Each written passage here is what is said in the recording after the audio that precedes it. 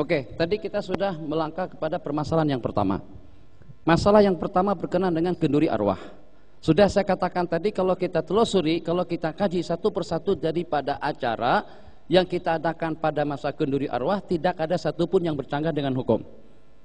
Kalau mereka katakan sebab di sana ada memberikan jamuan dan makanan kepada orang ramai, yang itu dengan baginda tidak pernah lakukan, kita katakan yang namanya sunnah, yang namanya hukum itu tidak mutlak dengan apa yang Nabi kita lakukan.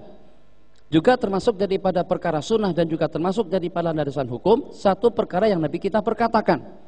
Nabi kita bersabda, afsyus salam, sebarkan salam, assalamualaikum. Wa at'imut ta'am, dan bagikan makanan, itu umum. Apakah at'imut ta'am pada masa kenduri kawin, pada waktu kita tasyakuran, pada waktu kita di majelis diskusi, pada waktu kita datang sebagai tetamu, tak ada taksisnya.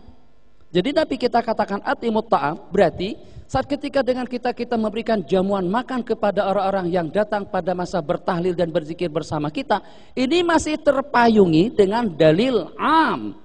Nabi kita kata ada sapi amrina hadza ma laisa minhu, ini termasuk daripada minhu.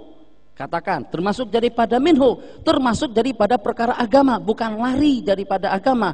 Boleh dikatakan bid'ah kalau tidak terpayungi dengan hukum. Ini ada hukumnya dan juga ada nasnya, ada galakan dan anjurannya. Minhu, daripada agama.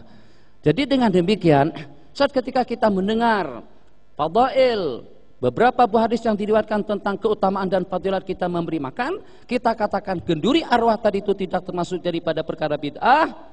Kenapa? Sebab tujuannya tidak lebih daripada untuk bersilaturahmi, tidak lebih daripada bertoleransi, tidak lebih daripada untuk memberikan jamuan dan sedekah, tidak lebih daripada berkumpul untuk kita membaca Al-Quran dan juga untuk kita menzikirkan La ilaha illallah. Saya buka di dalam kitab Ar-Ruh Ibnul Qayyim. Rupa-rupanya, mohon maaf dengan bahasanya, rupa-rupanya puak-puak Wahabi di tempat kita tuh dengan Salafi di tempat kita ini lebih teruk daripada Wahabi yang pada zaman dahulu.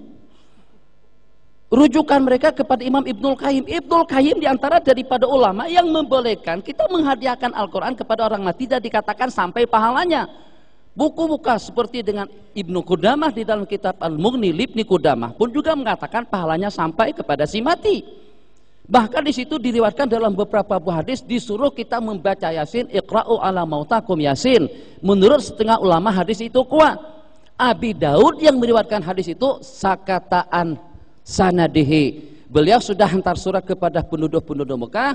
Tiap hadis yang beliau riwayatkan di dalam kitab Sunan Abi Daud, kalau beliau tidak komen, tidak ada taklik, berarti hadis itu shalihun lil ihtijaj.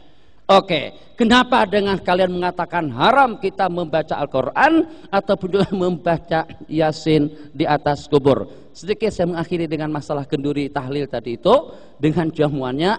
Oke, kalau pada waktu Nabi kita bersabda, al-mayyitu yu'adzabu bibukai ahli. Sesungguhnya orang mati itu akan terseksa dengan tangisan niyahah daripada keluarganya. Kalau pada waktu perbuatan kita yang tak elok, merintih-rintih, mengamuk-ngamuk, sobek pakaian kita pernah duduk di Mesir, ya Allah,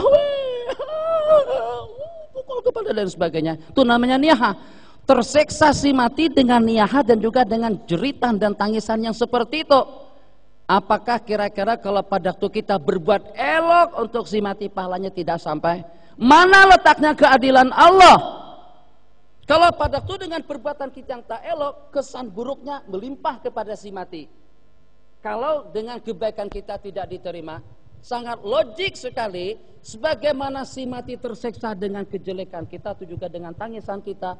Bijaksanalah dengan keadilan Allah Subhanahu wa taala kalau pada waktu kita berbuat baik dengan baca Quran, dengan berzikir, dengan bersedekah, dengan bertahlil, pahalanya juga akan sampai kepada mereka. Kan kesian mereka, orang nangis dosa, orang nangis terseksa, tapi orang berbuat baik ternyata pahalanya tidak sampai. Tidak seperti itu dengan keagungan Allah Subhanahu wa taala.